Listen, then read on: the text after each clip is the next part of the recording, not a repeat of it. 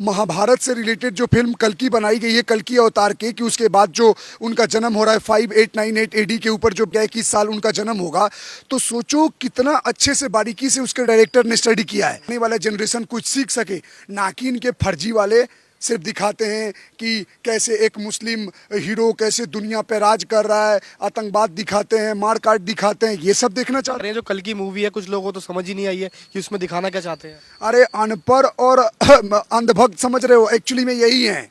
अनपढ़ों को समझ में आएगा क्या? जिसको 4 अक्षर पता नहीं महाभारत के बारे में, जिसको 2 अक्षर रामायण के बारे में पता नहीं, जिनको 7 चिरंजीवियों के बारे में पता नहीं, जिनको दशावतार के बारे में पता नहीं, बोलने का मतलब है जिसको अपने धर्म के बारे में 1 अक्षर पता नहीं, उसी को ना कल की समझ में नहीं आएगा।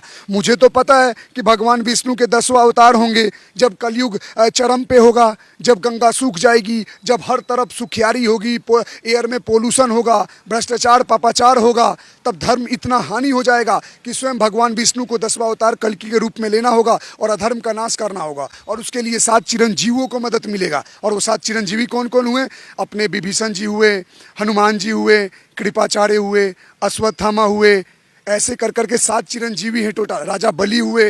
यार ये पठान, सुल्तान, चौहान, हाँ वो कहाँ राजा भोज, कहाँ गंगू तेली।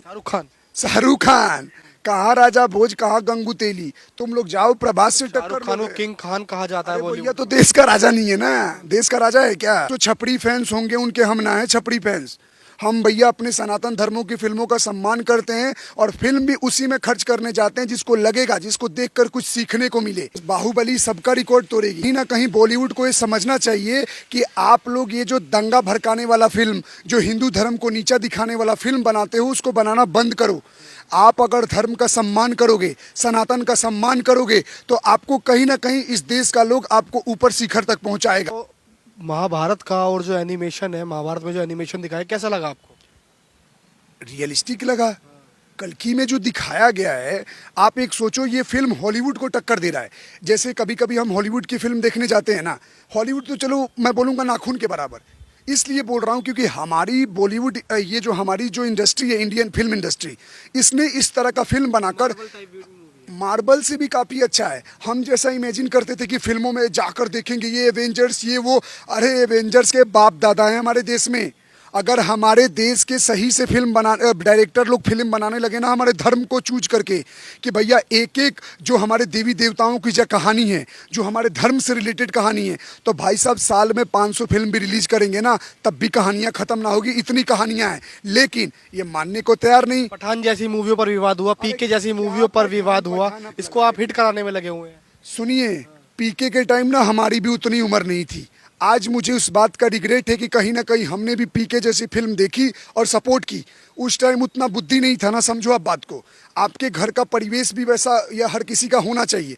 आप जैसे घर परिवार में मंदिर का बात करोगे, आप जैसे धर्म का बात करोगे, तो कहीं ना कहीं ऐसी बहुत सारी हिंदू फैमिली है वही मना करने लगती है, क्या धर्म की बात कर रहे हो, पढ़ाई लिखाई करो, ये करो। लेकिन आज के डेट में, प्रेजेंट टाइम में 2024 में, जैसे दूसरे धर्म वाले अपने लोगों को अपने धर्म के बारे में अच्छाई बुराई बताते हैं, बुराई तो उनके में, हमारे में तो कुछ नहीं है भैया, अच्छाई बताते हैं, हमें भी अपने धर्म के बारे में अच्छा बताना चाहिए, कैसे हम समाज में आगे बढ़ सकते हैं। क्योंकि बिना धर्म के साथ आप कभी जीवन में आगे नहीं बढ़ सकते और प्रगति नहीं कर सकते। इसीलिए सनातन को समझना और सनातन के लिए लड़े गए योद्धाओं का किए गए कामों को भी समझना बहुत जरूरी है, तभी उनको हम आदरणीय, आदर्श और पूजनीय मानते हैं। कल की जैसी मूवी है अगर बॉलीवुड में और आती है और आप सपोर्ट करेंगे? बिल्कुल, आप रामायण लगाओ। खान को, सलमान खान को भी। देखो भैया, पहले देखता था, अब नहीं देखता हूँ, झूठ नहीं बोल रहा हूँ। अगर ये लोग, ये तो महानता मानो कि इन लोगों को इतनी कमी हो गई है कि हमारे धर्म की फिल्मों में एक्टिंग करके इनको कमाने की नौबत आ रही है, तो भैया हमारे राम जी तो रावण को भी माफ़ कर देते। अगर वो आखिरी समय में आकर चरण पकड़ लेता, तो कहीं ना कहीं आपको सनातन की चरण पकड़ने की जरूरत पड़े तो कोई नहीं देख लेंगे।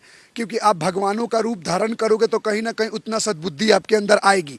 मैं यही बात बोलूँगा, क्यों हमें छोटे छोटे क्लिप का इंतजार करना पड़ता है। जैसे साउथ में एक आया हनुमान मूवी, इतना अच्छा, फिर कार्तिकेय मूवी आया, उसका भी पार्ट 2 आने वाला है, अब इसका भी इंतजार रहेगा। तो आप ये छोटी छोटी सीक्वेंस दिखाने से अच्छा है आप पूरा फिल्म ही बनाओ ना।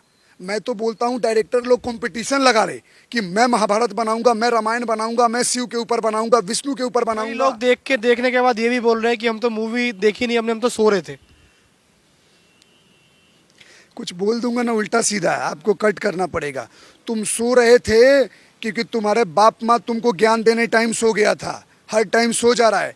जिस एक बात बताओ, करवा बोल रहा हूँ, जिस आदमी को पता ही नहीं क्या कल्कि है, क्या अश्वत्थामा, क्या सप्त चिरंजीवी, क्या सनातन, वो क्या जानेगा? वो तो इंटरटेनमेंट पर्पज के लिए जा रहा है ना। हम किस पर्पज से गए? हम वो फील करने गए कि जब वो युग में जब वो प्रभु अवतार लेंगे तो वो युग कैसा होगा, वो क्षण कैसा होगा। आज 2024 में 800-850 साल पहले हम लोग उस चीज़ को फील कर रहे हैं। हो सकता है आने वाले टाइम में और एडवांस टेक्नोलॉजी से और अच्छी अच्छी फिल्में बनाएगी और हम अप्रिशिएट करेंगे।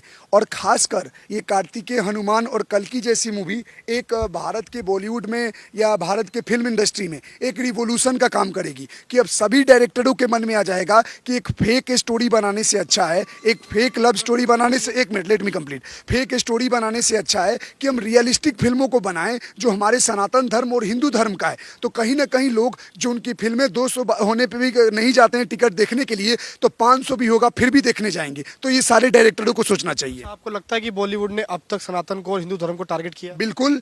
आपके घर में क्यों हर नौकर रामू काका होता था, हर गुंडा तिलक लगाया होता था?